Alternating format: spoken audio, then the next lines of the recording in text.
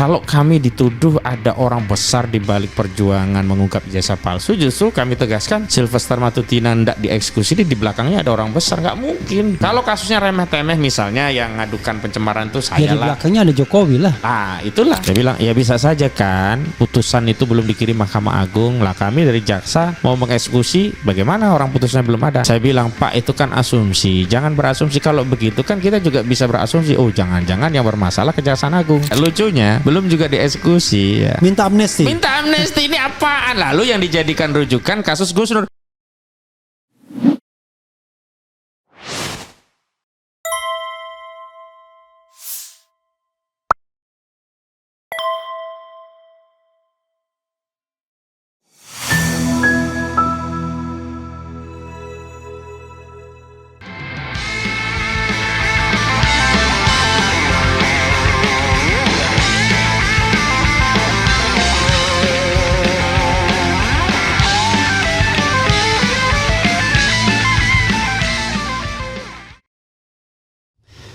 Assalamualaikum warahmatullahi wabarakatuh. Sobat RH sekalian, jumpa lagi kita di channel yang keren ini. Keren cadas, keren jago. Mengerikan. Dua ini karena ada dua orang yang sedang mau dibicarakan oleh Ahmad Hozinuddin, bro. Oke, bro. Tumben tidak bawa ahli surga Arif. Rip, mana Rip? Dia lagi wirid. Oke. Jadi sobat era sekalian, Hozinuddin ke sini gugat Sylvester, bela Charlie Chandra, Hozinuddin geruduk RH. Bro. Iya Bang. Sylvester dulu. Ya, atau Charlie Chandra dulu, terserah Anda. Silakan. Sylvester dulu. Oke, baru silakan. nanti ke Charlie Chandra ya. Oke, silakan. Sylvester Matutina.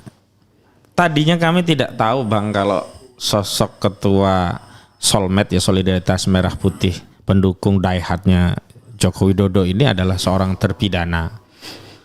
Tapi begitu klien kami ya Rosuryo dan kawan-kawan selalu ya diintimidasi, Anda 1000% tersangka pasti masuk penjara dan seterusnya. Lah kita kemudian bertanya-tanya, ini orang sebenarnya pernah punya masalah nggak sih kok dia melanggar asas praduga tak bersalah? Kan klien kami kan baru status terlapor. Ya, itu pun baru juga terlapornya. Baru, dan kalau katanya ini penyidikan, kan tidak selalu penyidikan itu berujung dengan tersangka. Toh ada penyidikan di SP3 gitu. Dan kalau kita konsisten dengan keyakinan asas praduga tak bersalah, kan orang harus dianggap tidak bersalah sampai ada keputusan pengadilan yang inkrah berkekuatan hukum tetap. Berarti kan kasasi. Iya. Ternyata justru dia yang punya putusan kasasi yang sudah inkrah. Sudah inkrah 1,5 tahun. Kami cari info. Udah dieksekusi belum sih? Nah kabarnya. Info itu dapat dari mana? Awalnya inilah badan BIN Badan Netizen Indonesia. Badan Intelijen Netizen. Badan Intelijen Netizen. Tapi juga jadi dari info-info terbatas. Infonya dia selalu berdalih saya sudah menjalani proses begitu. Ya, walaupun yang dimaksud proses itu kan proses sidangnya gitu. Bukan eksekusinya. Atau memaafkannya dianggapnya proses juga gitu. Iya, begitu. Dan belakangan dari Pak Yusuf Kalla juga menyatakan nggak kenal dia, nggak pernah ada proses memaafkan tadi begitu. Iya. Ini kan kemudian kami cari-cari info, dapatlah kami salinan putusan, bukan hanya yang di Mahkamah Agung Bang, putusan tingkat pertama 1 tahun pangkat banding, sampai kasasi yang ditambah jadi 1,5 tahun. Jadi 1,5 tahun. Iya, nah kan kami kemudian merujuk siapa sih yang punya kewenangan untuk mengeksekusi. Kami cek, ini Pengadilan Negeri Jakarta Selatan, penuntutnya Kejaksaan Negeri Jakarta Selatan. Kan siapa yang menuntut, dia yang punya kewajiban untuk mengeksekusi. Nah, lalu 31 Juli 2025 yang lalu kami mendatangi Kejaksaan Negeri Jakarta Selatan. Sejatinya sih kami pengen ketemu langsung, tapi karena ada protokoler yang harus juga mengirim surat dan seterusnya, akhirnya kami kirimlah surat permohonan untuk melakukan eksekusi tadi sambil ya meminta informasi udah dieksekusi belum gitu. Dan surat kami kirim, kemudian kami kompres di depan Kejaksaan Negeri tanggal 31 Juli. Ternyata justru yang menegaskan bahwa Sylvester Matutina itu belum dieksekusi justru dari Kapus Penkum Kejaksaan Agung. Anang Supriyatna. Dia menegaskan 2 hal. Pertama, sudah mengundang Sylvester Matutina ke Kejaksaan Negeri Jakarta Selatan. Yang kedua, kalau dia tidak datang, ya akan upaya paksa. Tapi lucunya sampai hari ini, belum ada kabar nih orang ini udah dieksekusi atau belum gitu loh. Makanya kalau kami dituduh ada orang besar di balik perjuangan mengungkap ijazah palsu, justru kami tegaskan Sylvester Matutina tidak dieksekusi, di belakangnya ada orang besar, nggak mungkin. Kalau kasusnya remeh-temeh misalnya yang ngadukan pencemaran itu saya lah. Di belakangnya ada Jokowi lah. Itulah. Kan dia kan kayak relawan Jokowi. Iya, makanya orang besar. Artinya ini logic thinkingnya ya. Iya, memang begitu. Justru kami tegaskan loh, berarti karena dia relawan Jokowi, maka ada perlindungan kepada dirinya. Indikasi ada perlindungan? Ya nggak dieksekusi 6 tahun. Saya baca itu inkrahnya 21 Mei ya, 2019. Ya, pokoknya Mei 2019. Ya, tanggal lengkapnya saya lupa. Gitu. Ya, saya lihat dari perkara 100, kemudian 289, kemudian 287 kalau nggak salah di kasasinya, lalu inkrah 1 tahun dan 6 bulan penjara. Dan di situ tegas loh, putusan yang sifatnya harus dijalani bukan percobaan. Kalau percobaan bisa tanpa dijalani karena namanya juga percobaan gitu. Itu yang ingin saya kabarkan yang pertama, Bang, dan hari ini kami. Tapi ada yang menarik begini. Itu kan 2019 ya inkrahnya. Kejadiannya 2017. Ya, betul. Bandingkan dengan tahun 2020 yang seperti akseleratif gitu ya. Sahganda Nenggolan ditersangkakan langsung ditangkap, langsung ditahan. Anton Perwana digerebek di rumahnya masing-masing. Nah, saya masuk ke tema kedua. Charlie Chandra pun begitu. Oke. Charlie Chandra itu, Bang. Tema pertama sudah selesai, begitu aja. Ya, katakanlah nanti kita bolak-balik lah. Saya ingin membandingkan bagaimana Charlie Chandra yang secepat kilat berbeda jauh dengan Sylvester Matutina. Charlie Chandra itu, Bang, ada panggilan pertama. Dan karena sifatnya panggilan pertama itu tidak memenuhi prosedur sebagaimana diatur dalam KUHP, tidak patut, karena kan minimum kan 3 hari sebelum pelaksanaan pemanggilan. Nah, itu yang dimaksud patut surat itu. Apa suaranya? Oh, suaranya agak di tengah begini. Jangan kemana-mana. Ya, kan harus panggilan itu patut. Karena panggilan pertama ini tidak patut. Yakni apa ukuran tidak patut? Tidak disampaikan 3 hari sebelum pelaksanaan hari H pemeriksaan sebagai saksi. Lalu saya yang pergi langsung ke Polda Banten menemui penyidik, tapi nggak bisa ketemu. Lalu kami serahkan surat itu. Surat keberatan? Bukan, konfirmasi bahwa kami belum bisa memenuhi panggilan karena surat yang diberikan tidak sesuai dengan apa yang diatur dalam KUHP atau tidak patut. Artinya kan kami berhusnudzon ya, dugaan kuat kami Polda Banten akan mematuhi prosedur, lalu Polda Banten akan memanggil kembali dengan mengirimkan surat panggilan yang kedua. Alih-alih surat panggilan yang kedua ditangkap paksa, didobrak rumahnya Charlie Chandra. Dan langsung ditahan. Nah, saat ditahan itu kami kira kan kami bisa. Itu kan dramatis ya. Bahkan ada siaran langsung pas pas polisi datang, kemudian Charlie Chandra tertahan. Kira-kira sampai keesokan harinya kan itu kan? Betul, dan polisi itu nggak meninggalkan tempat. Dan saya kan datang ke situ, ke lokasi itu, saya lihat ini apa-apaan kok kayak menteror. Lah kalau surat panggilan sudah dikirim kan harusnya pulang, tunggu datang panggilan. Kecuali tidak ada surat panggilan, sudah ada surat panggilan tapi rumah tetap disatroni oleh sejumlah anggota Polda Banten. Saya tanya apa perintahnya, mana jasarnya? Ya memang orang di lapangan rata-rata tidak punya argumentasi. Argumentasi satu-satunya yang selalu jadi bahan mereka itu bukan ini perintah pimpinan, selalu begitu. Padahal nggak ada loh satupun undang-undang yang menyatakan ya di KUHP itu bahwa dasar untuk melakukan tindakan itu perintah pimpinan, nggak ada. Harusnya undang-undangnya apa, dasarnya apa. Kan kalau sebelumnya kalau belum ada surat pimpinan itu berarti undang-undang itu pimpinan. Jadi nggak jelas itu. Apalagi ini penegakan hukum. Ya, kecuali jadi, militer. Nah itu militer iya perintah pimpinan. Nah, kalau hukum perang iya Bang. Karena kalau perang itu kan membunuh atau dibunuh. Ini kan penegakan hukum. Nah, makanya kalau perintah pimpinan itu cocok di militer, tapi tidak untuk penegak hukum. Tidak, karena penegak hukum itu kan dia harus punya kesadaran bahwa dia itu pertama orang sipil. Yang kedua, tugas-tugas dia itu pelayanan dalam konteks penegakan hukum itu juga melayani, melindungi dan mengayomi. Sehingga harus dikedepankan argumentasi, dan kalau kita bicara argumentasi, tentu yang pertama dasar hukumnya apa, yang kedua fakta yang berkenaan dengan norma hukum itu apa yang dilanggar, misalnya begitu. Nah kemarin itu kan semua perdebatan itu sudah dikunci dengan adanya surat panggilan dari Polda Banten yang meminta Charlie Chandra dalam statusnya sebagai tersangka, karena kan di pra-peradilan ini. Sebelumnya kan dia di SP3. Lalu Agung Sedayu Group melalui Muanas Alaidit mengajukan pra-peradilan. SP3-nya dibatalkan. Agung Sedayu atau Bumi itu anak perusahaannya Agung Sedayu? Ya MBM. MBM ya. MBM.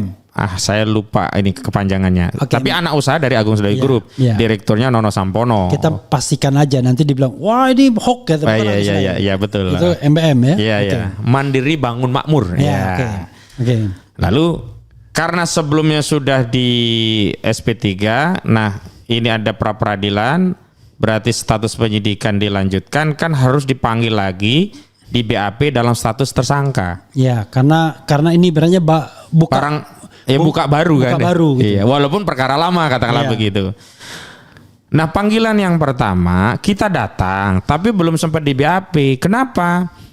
Karena Polda Banten tidak menjawab, mengklarifikasi dan mengambil sikap tentang surat yang dikirimkan oleh kuasa hukum. Kuasa hukumnya bukan hanya dari saya loh pribadi, itu dari LBHAP Muhammadiyah. Jadi kawan-kawan dari LBHAP Muhammadiyah, dari Fajar Gora and Partner, saya dan kawan-kawan itu memang berhimpun. Ada 3 entitas yang membela Charlie Chandra. Saat itu ada surat dari LBHAP Muhammadiyah mengkonfirmasi bahwa Charlie Chandra sedang sengketa hukum dengan PT MBM dan berdasarkan Perma nomor 1 tahun 1956 semestinya proses hukum pidana ini ditunda, ditangguhkan menunggu sengketa keperdataannya selesai.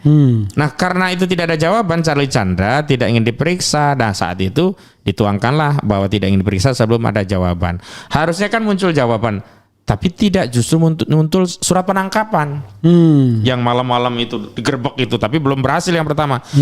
Dan itu luar biasa loh penangkapan itu, benar-benar menurut saya ini kayak cerita film gitu ya. Iya, dan di sana itu ada orang tua kalau nggak salah umurnya 80 atau 90 tahun yang butuh bantuan medis dan juga alat-alat yang di sana listrik dibutuhkan. Itu sempat dimatiin kayak penjahat besar. Dari luar dimatiin sehingga diharapkan orang di dalam ini tidak betah terus keluar lalu ditangkap dengan paksa.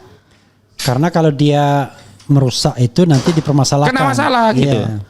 Nah, dia akhirnya pulang dan akhirnya dia yang merasa harus mengambil tindakan lain dan kemudian mengirim surat panggilan. Nah, karena ini surat panggilan kan kita tenang, karena panggilan 1 kalau tidak bisa kan masih ada panggilan 2. Nah, kalau panggilan 2 nggak bisa baru upaya paksa. Nah, panggilan 1 kami datang ke Polda Banten mengkonfirmasi karena surat panggilan itu tidak sah. Setidaknya kami menunggu surat panggilan kedua. Tiba-tiba sorenya lewat maghrib lah langsung upaya paksa dengan menjebol pintu secara paksa. Sebenarnya itu pidana juga, cuman kan kita tahu mau lapor kepada siapa orang yang melakukan kejahatan itu aparat penegak hukum, walaupun dalihnya dia melaksanakan perintah untuk melakukan penangkapan gitu. Tapi kan dia melakukan tindakan itu dengan merusak properti milik orang lain yang itu juga pelanggaran hukum gitu. Nah singkat cerita, di kepolisian karena ini barang panas, nggak lama itu Bang, langsung limpahkan ke kejaksaan. Kejaksaan pun saya waktu itu datangi Kejaksaan Tinggi Banten untuk memastikan benar nggak. Ternyata saat itu jaksanya nggak tahu kalau berkas ini sudah lengkap. Artinya informasi mau dilimpahkan ini belum sampai ke kejaksaan. Dan itu berdasarkan pemeriksaan sebelum SP3. Iya belum. Iya. Angkanya lucu. Jadi di dokumen lama dilegitimasi untuk melanjutkan, harusnya kan diulang terlepas. Materinya sama. Iya, paling tidak formalitasnya. Iya, formalitasnya harus diulang. Gitu. Tapi kan itu senjata bagi. Tapi ya. Bang, kalau sudah di pengadilan itu bodo amat. Lu ngomong aja terserah. Nanti kan. Nah, itulah makanya kami. Sudah ada pesanannya pokoknya. Nah, itulah puncaknya adalah hari Jumat yang lalu pembacaan. Selasa bukan Jumat. Selasa yang lalu. Selasa kemarin. Iya kemarin minggu ini ya. Ini kan hari Kamis ya. Selasa kemarin. jaksa menuntut Charlie Chandra dengan 5 tahun penjara. Itu kan hampir tuntutan maksimum karena ancaman pidananya 263 kan 6 tahun. Itu pasal yang dilaporkan untuk Jokowi sebenarnya. Kan TPUA melaporkan pasal itu sebenarnya. Dan menurut saya ini kocak deh Bang. Dan ini kan sebenarnya sudah dibantah oleh ahli pidana. Jadi kan yang namanya ada niat jahat, mens rea itu adalah kesepakatan untuk melakukan suatu perbuatan yang secara umum perbuatan itu merupakan perbuatan yang melanggar hukum atau setidaknya melanggar norma yang berlaku di masyarakat. Lah, kuasa Charlie Chandra kepada notaris itu bukan untuk melakukan tindakan yang melanggar hukum, tapi untuk mengurus balik nama dari ayahnya Sumita Chandra yang sebelumnya SHM nomor 5 Lemo ini atas nama Sumita Chandra. Karena Sumita Chandra meninggal, maka dialihkan ke ahli waris, pemohonnya ini adalah Charlie Chandra gitu. Nah, saat ngurus itulah notaris mengisi formulir di Badan Pertanahan Nasional, kantahnya ya, yang di Kabupaten Tangga. Disebut dengan formulir 13. Yang ngisi formulir 13 itu ya notaris, bukan Charlie Chandra. Yang isinya? Iya. Tapi seolah-olah Charlie Chandra dianggap sebagai pelaku utama. Apa masalahnya ke formulir 13? Nah, formulir 13 itu kan diisi nama, ya proses dan seterusnya. Kemudian di situ ada laporan. Jika formulir ini demikianlah formulir diisi dengan sebenar-benarnya. Jika ada sesuatu yang tidak benar, tanah ini dikuasai secara fisik oleh pemohon. Jika itu tidak benar akan bersedia diproses secara hukum. Nah, redaksi ini, template seperti ini di BPN lainnya nggak ada. Oke. Nah, template yang ada ini ketika diteken oleh notarisnya itu dianggap pertanggungjawaban yang teken ini balik kepada Charlie Chandra selaku pihak yang awalnya memberi kuasa. Makanya aneh, harusnya kalau konsisten setidaknya yang kena pasal penyertaan itu kan Charlie Chandra 5-5-nya. Ini enggak, justru Charlie Chandra dianggap pelaku kejahatan utama, kena 263-nya, justru notarisnya ini. Ya, tapi begini, saya khawatir publik nggak paham ya.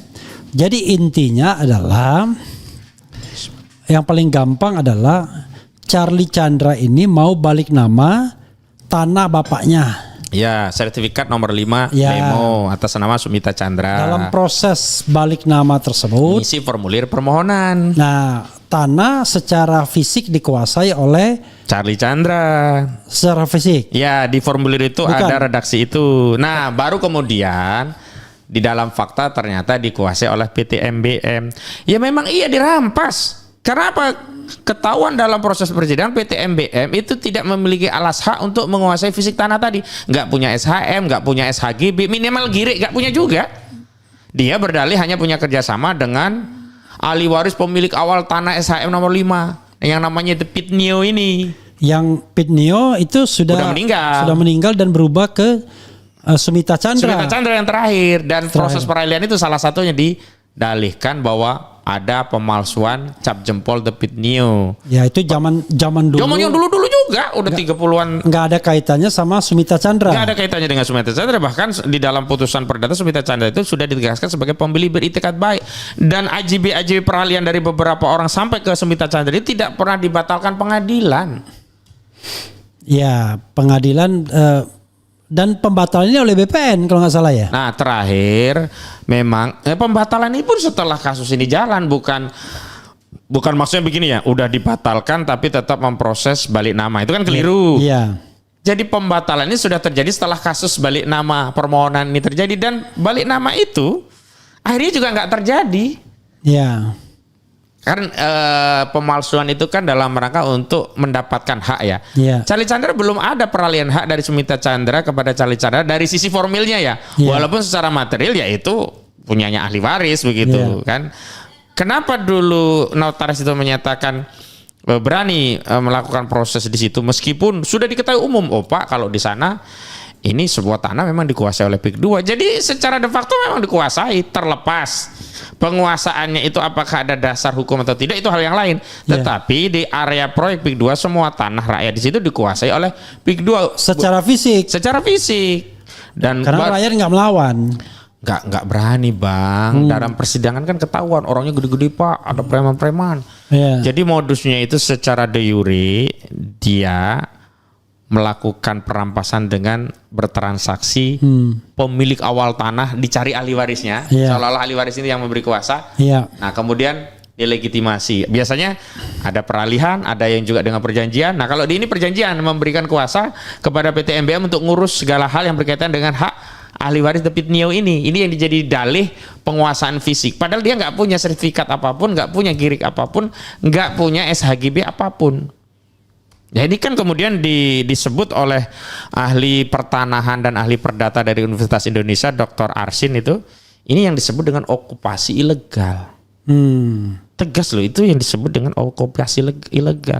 Yang dimaksud definisi penguasaan fisik tanah itu tidak ansih tanah yang dikuasai, tetapi ada dasar legitimasi penguasaan fisik dong. Itu. Kalau begitu main kuat-kuatan. Lah iya gitu loh. Nah si jaksa mendalihkan Charlie Chandra ini memalsukan isi keterangan. Kenapa? Ngakunya dikuasai fisik padahal fisiknya dikuasai oleh PT MBM Mandiri Bangun Makmur. Kan harusnya dipertanyakan penguasaan fisik oleh PT MBM itu legal atau ilegal? Iya. Kalau gitu nanti susah sekali kita. Saya punya tanah di Palembang kan, tiba-tiba penguasa fisiknya orang lain ya misalnya. Ada orang lain langsung menguasai fisik di sana. Tiba-tiba ketika kita mau balik nama, waduh, Anda memalsukan isi balik nama tadi karena fisiknya dikuasai orang lain begitu ya. Padahal kan awam harusnya mengatakan bahwa ini tanah siapa, alas haknya apa, kan mestinya iya, gitu begitu. Ya apalagi alas haknya sudah SHM ini. Lah iya, dan punya bapak, sudah 32 dan tahun punya lebih. bapaknya Charlie Chandra gitu. Tapi yang jadi masalah ya, kenapa kemudian BPN membatalkan? Karena kan nggak boleh membatalkan secara administratif hak milik yang sudah puluhan tahun. Benar, makanya kemarin itu ada keterangan ahli kami ya Dr. Arsin ini. Arsin siapa? Arsin Lukman, SHMKN, ahli pertanahan sekaligus ahli perdata dari Universitas Indonesia, pengajar. Jadi keterangannya itu ya dikutip tapi tidak jujur. Jaksa menyatakan bahwa berdasarkan keterangan ahli Aksir Lukman, BPN dalam hal ini Kanwil berwenang untuk membatalkan SHM. Ini dikutip tapi sebagian. Kan begini sebenarnya keterangannya itu. Siapa yang punya kewenangan untuk membatalkan produk Katun dalam hal ini SHM? Pertama pejabat Katunnya itu sendiri, kedua putusan pengadilan. Tapi kalau pejabat Katun itu, BPN itu ada syarat. Kalau cacatnya kurang dari 5 tahun. Tapi kalau sudah lewat 5 tahun, harus putusan pengadilan. Kalau dia masih kurang 5 tahun, siapa yang berwenang? Ya kalau itu SHM, berarti Kanwil yang berwenang, bukan BPN-nya, Kanwil. Nah, ini kan kemudian dikutip sebagian seolah-olah Kanwil berwenang, padahal dia tidak kaitkan bahwa objek SHM ini usianya sudah di atas 5 tahun, 32 atau 35 tahunan. Itu kutipan dari jaksa. Iya, dia seolah-olah lu ahli dari Anda aja ngomong ini berwenang. Jadi cheating lah, ya curang begitu. Iya. Tapi itu kan jadi pleidoy kan? Nanti itu nanti jadi bahan pleidoy kita. Cuman begini Bang, saya itu melihat jaksa itu sejak awal membacakan materi tuntutan itu nggak pede Bang. Biasanya kan suaranya kenceng kalau bertanya ini kayak lemes, tapi di ujungnya menyakitkan. 5 tahun. 5 tahun. Dalam hati saya ini. Tapi saya lihat memang Bang, itu konfirmasi ada kekuatan di luar jaksa yang menuliskan angka itu. Dan kuat dugaan kita ya ini masih kekuasaan Agung Sedayu masih kuat di pengadilan gitu loh. Sebab kalau tidak nggak ada dasarnya. Orang begini loh, kerugian saja itu tidak dapat dibuktikan, padahal delik 263 itu kumulatif dari sisi perbuatannya itu formil yang penting bisa dilakukan, dari sisi akibat kerugiannya material. Makanya ahli kami Profesor Sujono itu menegaskan harus ada akibat berupa kerugian yang sifatnya nyata, material, bukan imaterial bahkan. Nah saat itu kan kerugian mereka didalihkan ada, tetapi tidak bisa dibuktikan. Saat kami tanya Nono Sumpono selaku direktur PT MBM, kerugiannya Nono Sumpononya datang sebagai saksi pelapor kan dia. Saya tanya kerugiannya, kami bertanya kerugiannya sama, saya tidak tahu detailnya, nanti tanyakan kepada legal. Saya tidak tahu detailnya, tanyakan pada legal. Legalnya itu sebenarnya sudah di BAP, namanya Meti. Semestinya untuk membuktikan unsur kerugian itu METI ini yang bisa membuktikan, yang menjelaskan hitung-hitungannya dari mana, nominal itu dihitung dari mana, buktinya apa, sehingga ada kesimpulan mereka punya kerugian karena tindakan dari Charlie Chandra lah. Charlie Chandra nulis itu kok mereka yang rugi, wong dia yang menguasai fisiknya, tanah mereka bangun, bahkan mereka jual 1 meter ya, yang tanah kafling saya bangun jadi 30 juta rupiah.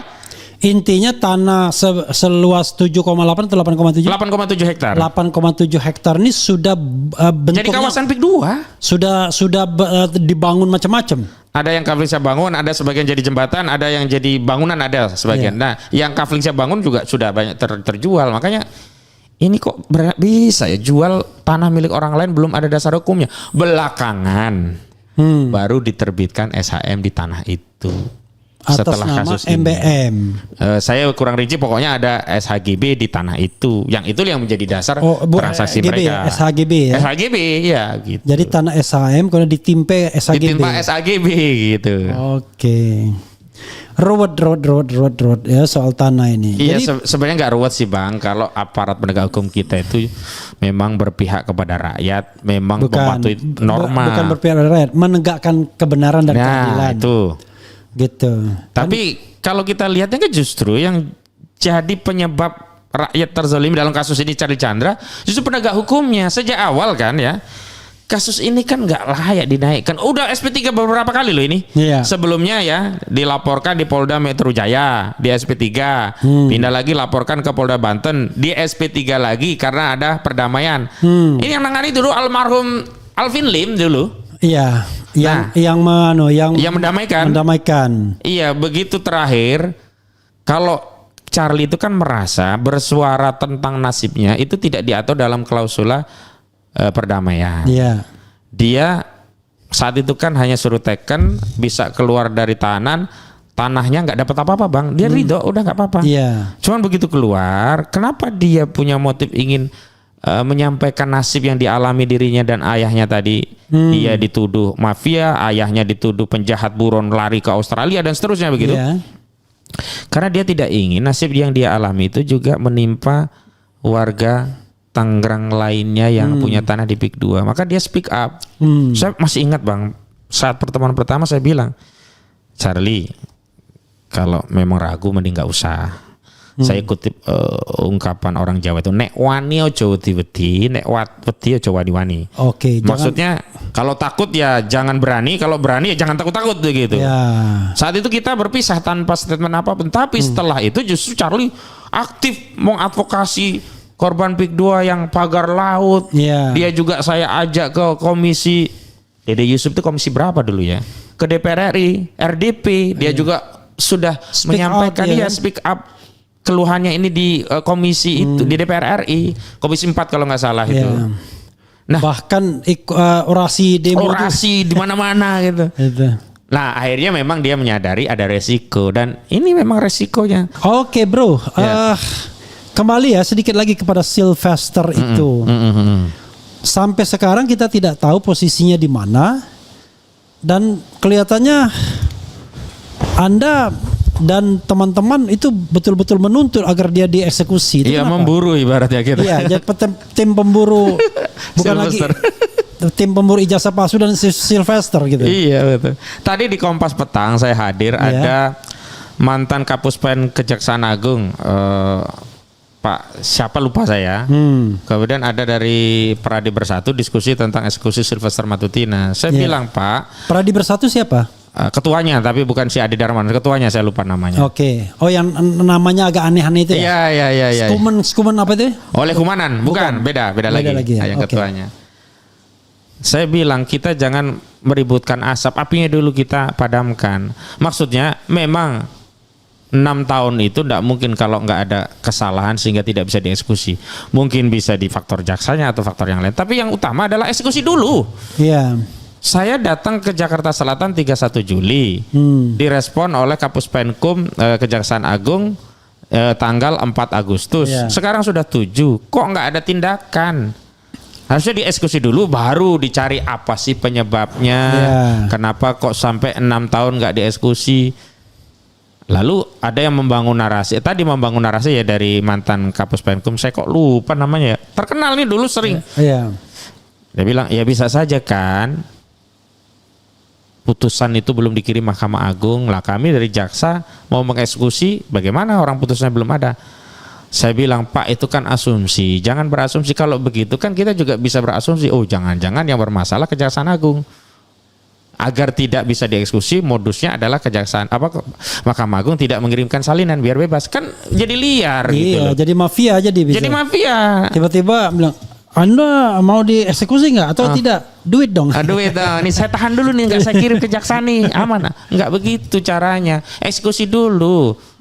Nah, kenapa kita menuntut eksekusi? Karena Kapus Penkum Kejaksaan Agung Anang Supriyatna ya, itu sudah mengatakan udah diundang, kalau nggak datang ya akan dieksekusi paksa. Udah 3 hari sejak pernyataan itu belum juga dieksekusi. Tapi ada pernyataan yang menarik dari Ketua Pradi Bersatu. Ini kan orangnya dihubungi media kan, hostnya menyatakan ini berkali-kali udah nggak bisa dihubungi. Katanya oh ada kok di Indonesia. Ya sudah kalau ada di Indonesia dieksekusi, apa sulitnya? Begini loh Bang, kita ini aktivis kadang-kadang ya tangkap duluan, bukti belakangan, surat menyusul. Ini udah inkrah kok berdalih administratif, salinan putusan belum dikirim 6 tahun nih loh. Yang paling hebat tuh Habib Bahar. Diundang, kemudian diklarifikasi. Kita pikir dia akan kena karena menghina seseorang waktu itu jenderal. Kan? Iya. Malah yang lain. Ternyata yang lain. Tertipu kita. Kita kira gara-gara Dudung Abdurrahman kan waktu itu. Ternyata KM 50. Jangan-jangan itu baru dalam perjalanan atau dipikirkan jangan ini, kalau ini kan bahaya nanti ngerepotin orang. Atau mungkin jangan-jangan Jenderal Dudungnya bilang, jangan, nggak ada hubungan sama saya. Saya capek nanti kalau dipanggil saksi ya kan begitu. Ternyata KM 50. Nggak terduga itu waktu itu. Saya juga nggak duga. Karena yang rame kan terkait kritik tajam dia terhadap Dudung Abdurrahman waktu itu. Gitu, luar biasa. Nah itulah yang namanya tangkap dulu, alasan belakangan. Oke, jadi tapi begini, saya bilang kemarin tadi sama ibu-ibu yang demo Kejari Jakarta Selatan. Ya. Saya bilang begini, kalau yang namanya jaksa, polisi itu hierarkis sifatnya. Tidak mungkin kalau ada perintah tegas, jelas dari Kejaksaan Agung tidak dilaksanakan, itu tidak mungkin. Yang jelas kayaknya belum ada perintah. Iya. Jadi kalaupun ada statement dari itu, ya itu kan Humas begitu. Humas kan selalu begitu. Iya. Dia bicara mengenai seharusnya. Enggak, tapi dia saat itu tidak bicara seharusnya.